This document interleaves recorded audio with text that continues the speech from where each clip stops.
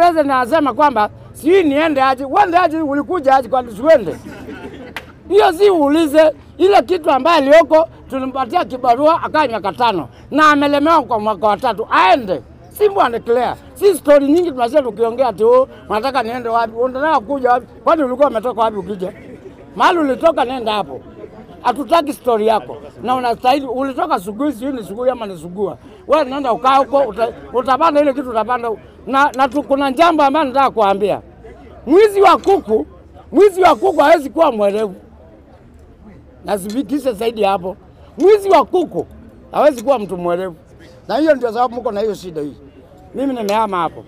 Neno la pili ambaye nataka muelewe. Sisi nimesikia wabunge wakisema kwamba hawana imani na Profesa Murkomen.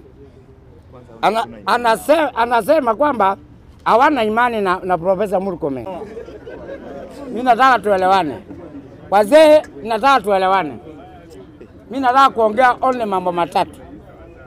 Mambo kuhusu mbunge National Assembly, mambo kuhusu ile ambayo tulifanya juzi, na way forward.